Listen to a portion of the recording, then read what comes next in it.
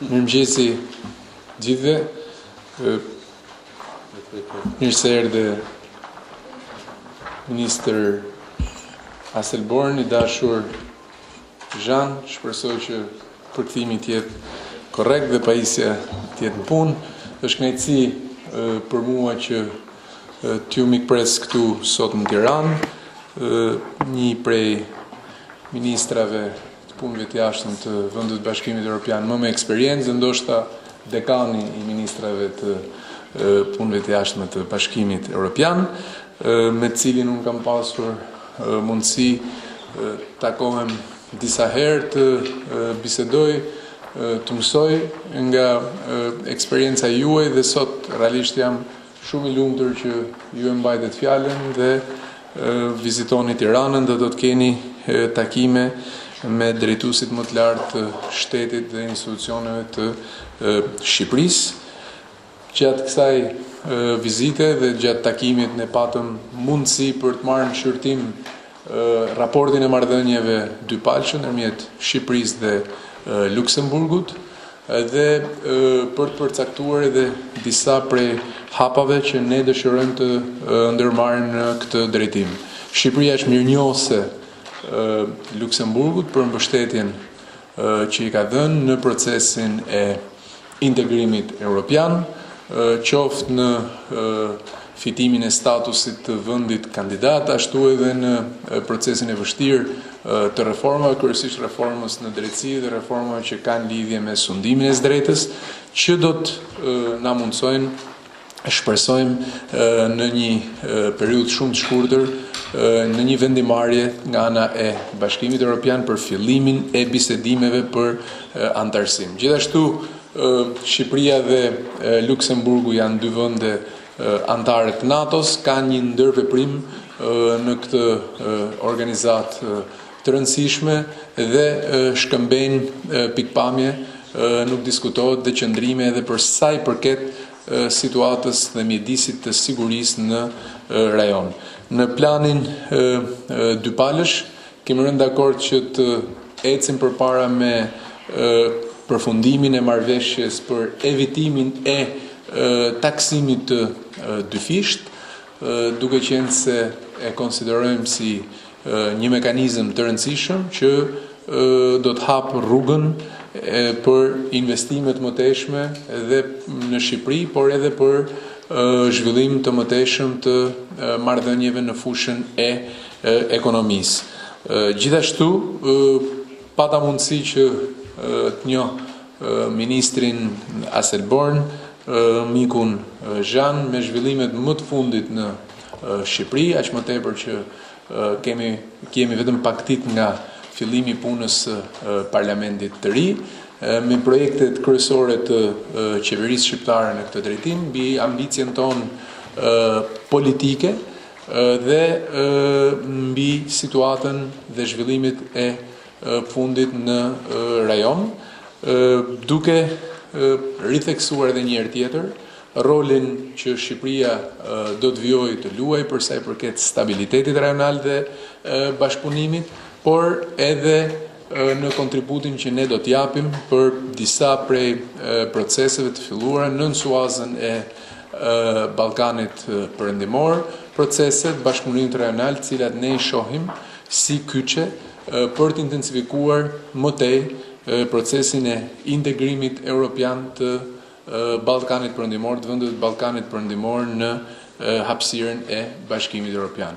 Pata kënaqësinë gjithashtu të dëgjoja edhe pikpamjet dhe analizën e kthjellët ministrit Aselborn për sa I përket zhvillimeve të ndryshme në BE. Ditët e fundit, siç dihet, këto zhvillime janë intensifikuar në vende ndryshme të Bashkimit Evropian, që një mënyrë një tjetër kanë pasoja edhe për dinamikën e vetë Bashkimit Evropian në raport me vende tjera, sikundër të diskutojmë edhe çështjet cilat janë sot për sot çështjet e interesit evropian, siç janë çështjet e sigurisë, çështjet e migracionit dhe azil kërkimit, çështjet që kanë bënë me luftën e përbashkët kundër terrorizmit, ku besoj bashkëpunimi mes dy vendeve tona është mjaft I mirë. Duke falenderuar edhe një tjetër median për pjesëmarrjen, më lejoni që t'i jap fjalën mikut dhe ministrit të Luksemburgut, Jean Asselborn.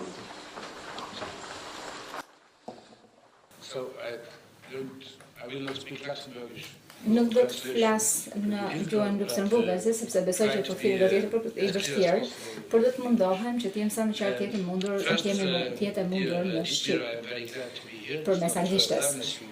Zoti Editmir Separi është kënaqësi që them sërish në Shqipëri, nuk është hera e parë që vi në Shqipëri, siç e përmendët dhe ju, por është hera e parë që ju vazhdoni të jeni detyrë dhe unë vazhdoj të jeni detyrë.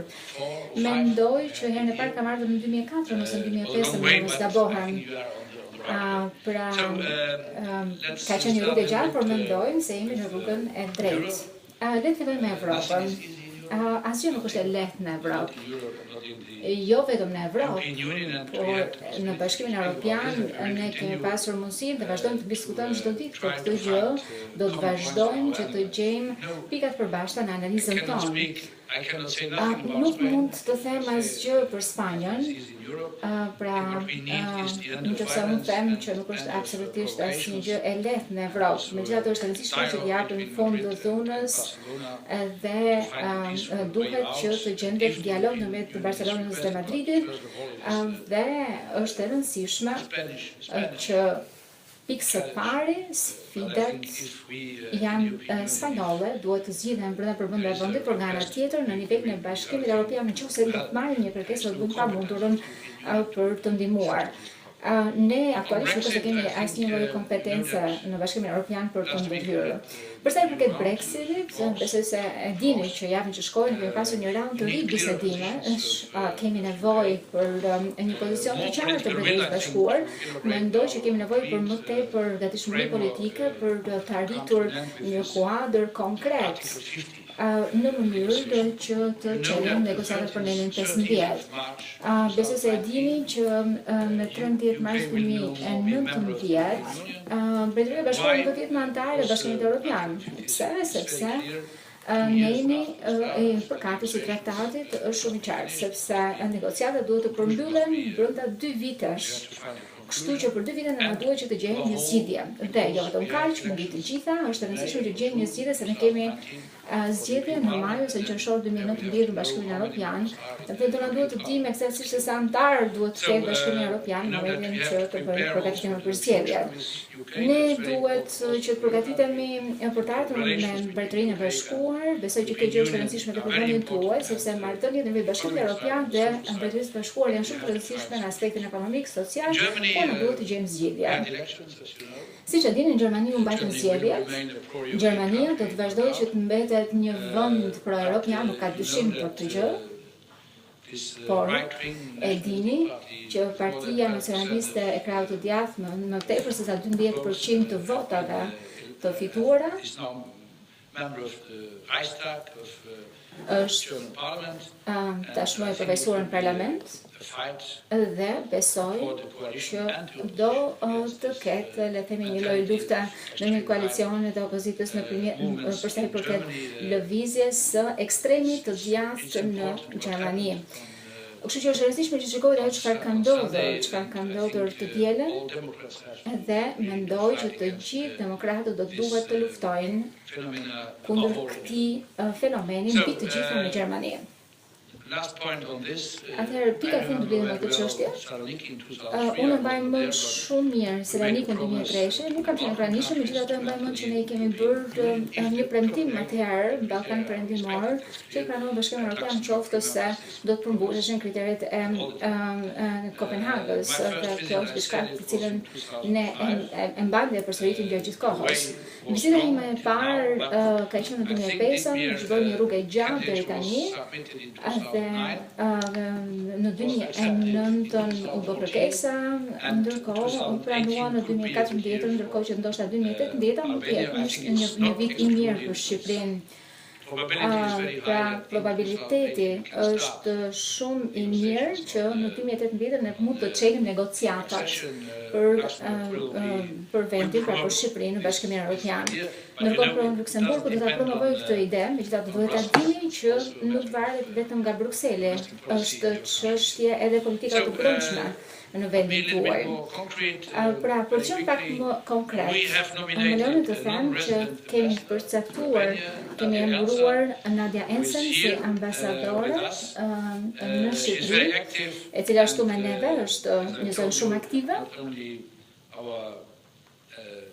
Edhe si shtashi, jo vetëm gazetarët, por edhe diplomatët, edhe unë vetë personalisht do të jemi më mirë të informuar gjatë mbasdites kur të vazhdojmë në Shkup, në vizitën në Shkup, dhe do të marrë më shumë informacion për sa i përket le të themi vendit tuaj.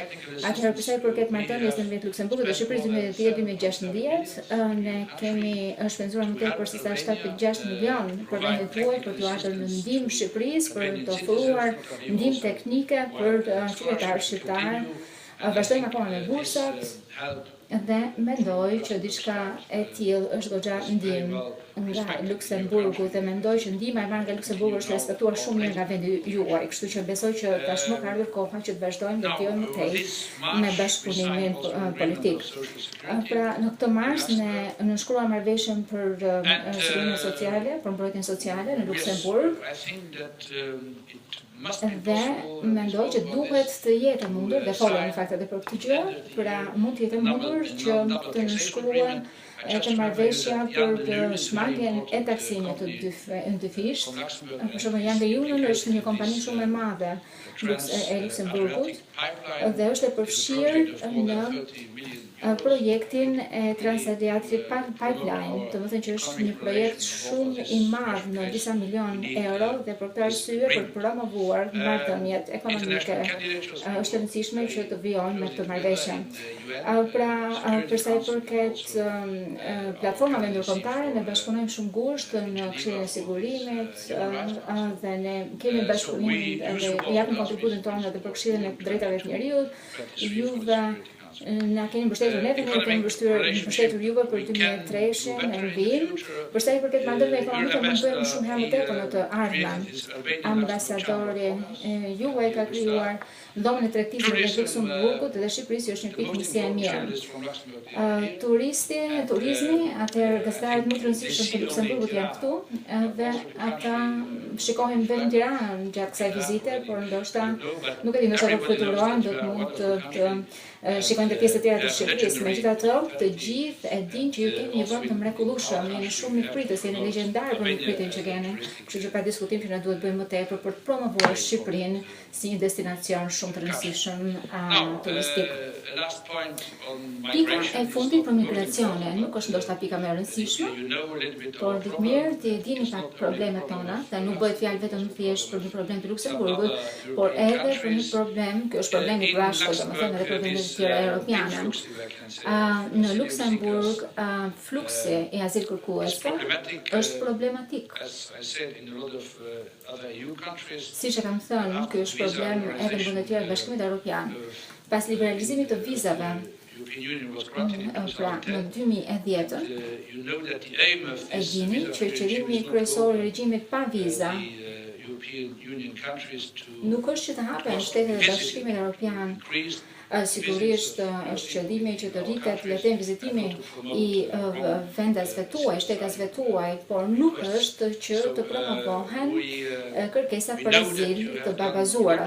E di që ju keni bërë shumë përpjekje, e di që vazhdoni dhe sot e kësaj dite të bëni përpjekje të shumta në këtë drejtim, madje keni marrë dhe vendimin që të dërgoni një avion nga Shqipëria apo në Bruksel për të marrë qytetarët tuaj në Bruksel që kishin kërkuar për drejt azil dhe ne në Luksemburg, si në vendet tjera, ne kemi procedurat për përshpejtimin e kthimit të shtetasve të Ballkanit për ata të cilët kërkojnë azil.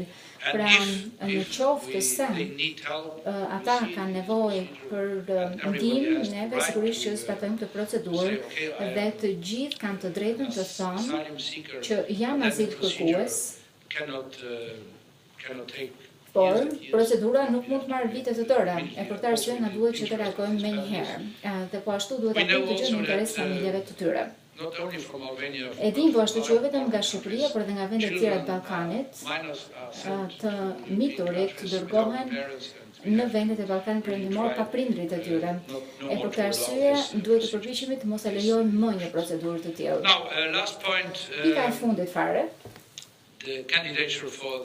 Kandidatura për Bashkimin Evropian. E përmenda pak më përpara dhe thashë nuk është se i takon vetëm Brukselit, nuk është vendimi i cili takon vetëm Brukselit, është me vendim që ju përket juve. E di që keni bërë përpjekje të jashtëzakonshme në reformën drejtësi, vazhdoni që të punoni për reformën, është shumë mirë që keni gjetur një marrëveshje ndërmjet të gjitha partive politike vitin bashkëkohor për reformën në drejtësi, që është shumë e rëndësishme, por ndërkohë reformat tjera janë reforma për administratën publike, luftën kundër korrupsionit, mbrojtjen e minorenve, domethënë këto janë gjërat kryesore, ose si më thonë janë 5 gjërat të shkruar në Biblën e Bashkimit Evropian. Faleminderit për vëmendjen. Përshëndetje, Argyes Gjençaj nga Vizion Plus. Zoti Bushati, pak më parë ka pasur një qëndrim të ministrit të jashtëm serb Ivica Dačić, i cili në komentin e tij për sa i përket votimeve në Katalonjë ka thënë që Katalonja dhe Kosova është një tjetër rast, por se bashkësia ndërkombëtare është treguar e njëanshme, nuk ka pasur një vlerësim të njëjtë për dy rastet. Keni një koment? Faleminderit.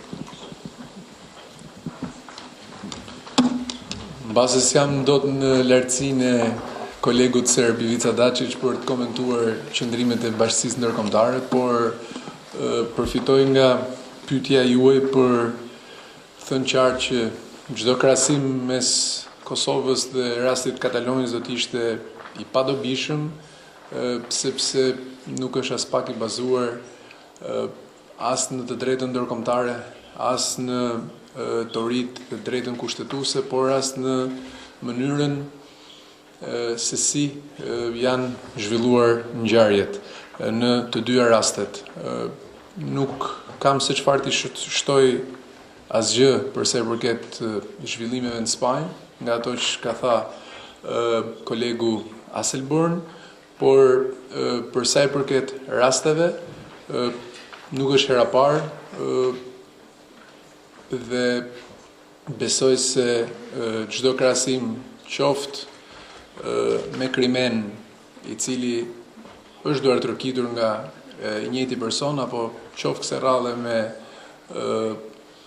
Katalonjën, është i pambështetur, mund të marrë vetëm një rast nga e drejta ndërkombëtare, opinioni apo vendimarrja e gjykatës ndërkombëtare drejtësisë për sa i përket shpalljes së pavarësisë të Kosovës. Besoj se nga pikpamja e së drejtës ndërkombëtare ka mbyllur çdo diskutim të mëtejshëm.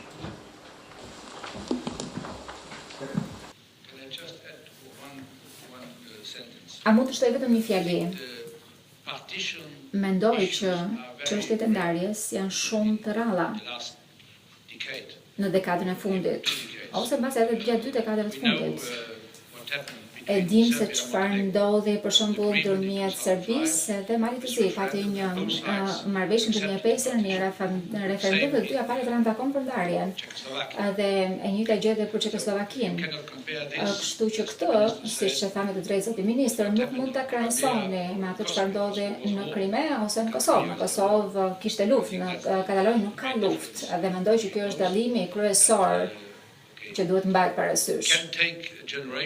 Pra, mund të duhet një gjeneratë e tërë, ndoshta edhe më shumë, në Kosovë apo në Serbi, përpara se sqarojnë gjërat në mentalitet, në mendsinë e njerëzve. Kjo do doj kohë, megjithatë shpresoj që ndjesia e urrëties nuk do të rritet gjithmonë e më tepër në Spanjë, sepse në qoftë se krijohet kjo ndjesia e urrëties, atëherë do duhen gjenerata të tëra që të pastrohet kjo ndjesi edhe kur të bëhen deklarata të qarta. Edhe se si të sqarohet dhe si të zgjidhet realisht situata pa ndjenja, pa emocione. Pra,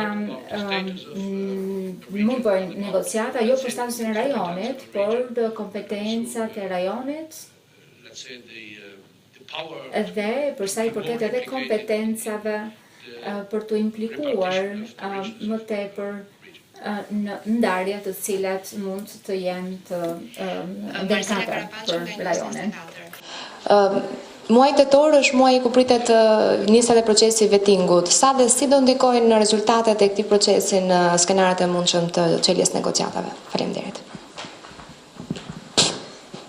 Shumë shkurt mund të them që përgjigjja vjen vetë tek rekomandimi që ka bërë Komisioni Evropian për fillimin e bisedimit për antarësim në rastin tonë, ku është për një lidhje drejt për drejt me zbatimin e ligjit vettingut dhe me rezultatet prekshme në këtë proces. Prandaj me miratimin e përbërjes të trupave të vettingut, me buxhetin dhe infrastrukturën që është vendosur në dispozicion të institucioneve të vettingut, ne presim një orë më parë rezultatet paraprake nga ky proces që në informacionin që kam do të filloj me nivelet e larta të gjyqësorit dhe të prokurorisë në mënyrë që jo vetëm të rifitohet kredibiliteti tek institucionet e shtetit së drejtës, që besoj është një objektiv madhor i yni dhe është një rëndësie thelbësore edhe për klimën e biznesit, edhe për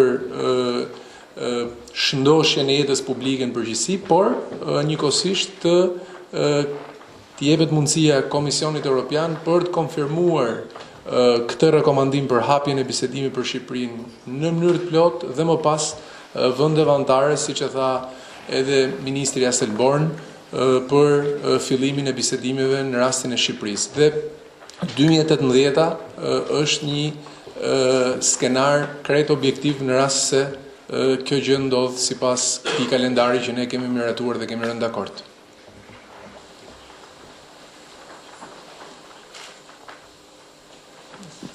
Yes, thank you, Diego Velasquez, Luxembourg Report. I have a question for Minister Asselborn. Një pyetje për ministrin e Luksemburgut dhe një për ministrin shqiptar.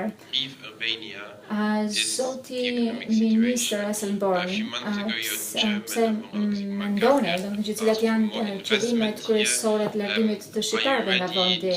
Kolegët tuaj kanë pyetur mua më përpara, kanë kërkuar për sa i përket aspektit ekonomik dhe nuk e dini nëse Luksemburgu është i gatshëm të bëjë më shumë për sa i përket frontit ekonomik. Përveç disa fjalëve të mira në Bruksel për zgjerimin, nuk duket sikur ka shumë oreks le themi për zgjerim.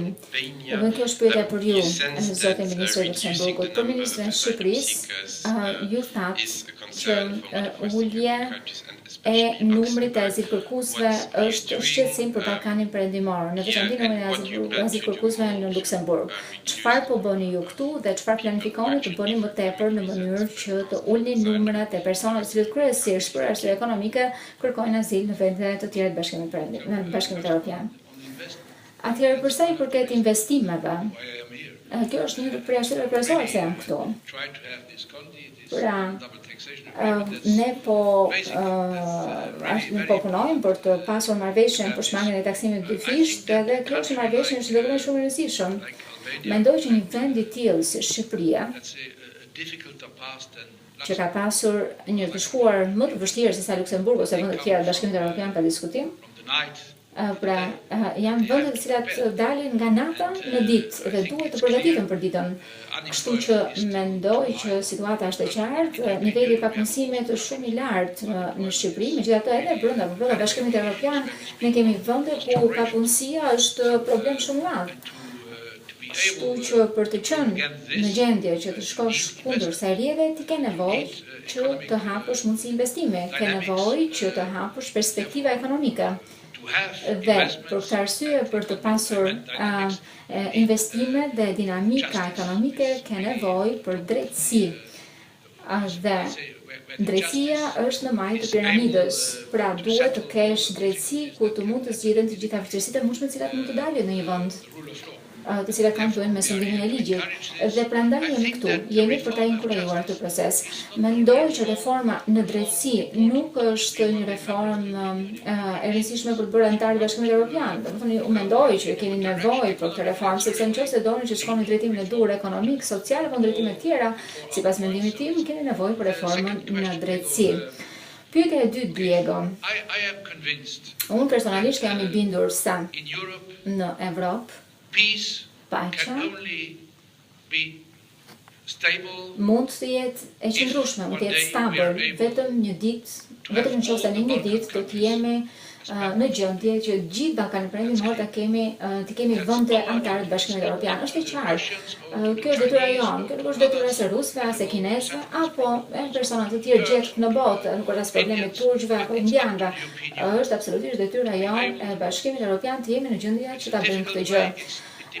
Është e vështirë dhe si dhe thash pak më përpara, nuk varet vetëm nga Brukseli, ose nuk varet vetëm nga shtetet anëtare të Ballkanit të Bashkimit Evropian, por në disa vende kemi situatë të vështirë. Kemi zgjidhur probleme me dy vende, domethënë me Kroacinë, me Sloveninë, që kanë qenë pjesë e ish Jugosllavisë, që janë tashmë, siç e dini, anëtarë të Bashkimit Evropian, por ndërkohë të gjitha vendet e tjera të ish Jugosllavisë janë në proces, një proces shumë të rëndësishëm, por shumë vështirë, ndërkohë që Shqipëria nuk shikohet nga Brukseli si çështja më e vështirë, si vendi më i vështirë. Unë jam realist kur e them këtë gjë. Ka shpresë, mendoj që e kemi gjetur tashmë do ta gjejmë një zgjidhje me Malinezi, janë në rrugën e duhur, mendojmë që për disa vite të gjejmë një zgjidhje me ta, dhe po ashtu shpresoj që iniciativa e Shqipërisë për të pasur një lloj, le të themi, Beneluxi këtu në këtë rajon, është një ide shumë e rëndësishme. Pra duhet që ju këtu të tregoni që destinacioni, që fati i këtij rajoni është fati juaj. Do të thotë nuk është thjesht fati i Brukselit apo i Bashkimit Evropian, por është fati juaj. Kështu që në përgjithë të pyetjes tuaj, më lejoni të them që unë jam i pranishëm që nga 2004 si ministër, si një ndër ministrat e jashtëm të Bashkimit Evropian. E më duhet të them që nuk mund të mbyllim sytë, do të thënë, e kemi probleme migracionit qoftë në Shqipërinë dhe në Ballkanin Perëndimor, kështu që duhet të jemi shumë të qartë në mendjet tona për të integruar këto vende, jo vetëm të ndihmuar, por për të integruar të bashkëpunëtorët. I dashur Jean për fjalët inkurajuese dhe për rikonfirmimin jo thjesht perspektivës europiane, por hapave të ndërmjetëm të cilat e jetësojnë këtë perspektivë, siç janë edhe iniciativat që ju përmendën dhe nevoja për ta përshpejtuar këtë proces, natyrisht bazuar mbi kritere dhe mbi cilësinë e reformave. Në lidhje me kërkesat për azil në vende të ndryshme të Bashkimit Evropian, më lejoni të ritheksoj shkurtimisht që ky është një fenomen shqetësues, nuk ka prekur vetëm Shqipërinë, por nuk ka asnjë justifikim pavarësisht se nuk jemi të vetëm. Kemi rritur dhe kemi përforcuar masat në kufi, qoftë për sa i përket identifikimit të shtetasve që u thojnë, ashtu edhe intervistave më të detajuara që potencialisht identifikojnë rastet e abuzimit me lirinë e lëvizjes. Ministri Aselborn e tha shumë qartë, fakti që vendet tona janë pjesë e listës së bardhë apo listës pozitive të Schengenit është një mundësi për të lëvizur lirisht në hapësirën Schengen brenda rregullave të caktuar dhe brenda procedurave të caktuara. Kjo është edhe arsyeja që krahas forcimit të masave dhe kontrollit në kufi, ne kemi bërë dhe do të vazhdojmë të bëjmë edhe një fushat informuese dhe komunikative për gjithë qytetarët shqiptarë në mënyrë që mos të abuzoj askush me lirinë e lëvizjes, sikundër kemi bashkëvepruar dhe do të vazhdojmë bashkëveprojmë me institucionet e pushtetit vendor dhe institucionet tjera të cilat mund të japin ndihmën e tyre për frenimin e këtij fenomeni. Jemi të vendosur për ta luftuar këtë fenomen, sikundër gëzohemi kur si ministri i jashtëm Gjerman Gabriel, ashtu edhe ministri i Jashtëm i Luksemburgut Asselborn vendosin gishtin mbi një plag, do ta quaj unë, që ka lidhje me diferencat ende të mëdha që ekzistojnë mes mesatarës vendeve të Bashkimit Evropian dhe mesatarës të vendeve të Ballkanit Perëndimor, dhe ajo konvergjenca ekonomike, sociale apo ashtu quajtur kriteri Maastrichtit për cilin BE-ja flet shpesh, ne duam të punojmë që të jetë i aplikueshëm edhe në këtë territor evropian, në mënyrë që procesi i aderimit vendeve tona drejt Bashkimit Evropian të jetë një proces natyral dhe pa drama për BE-n dhe për vetë vendet e rajonit. Faleminderit edhe një herë tjetër për interesin sot.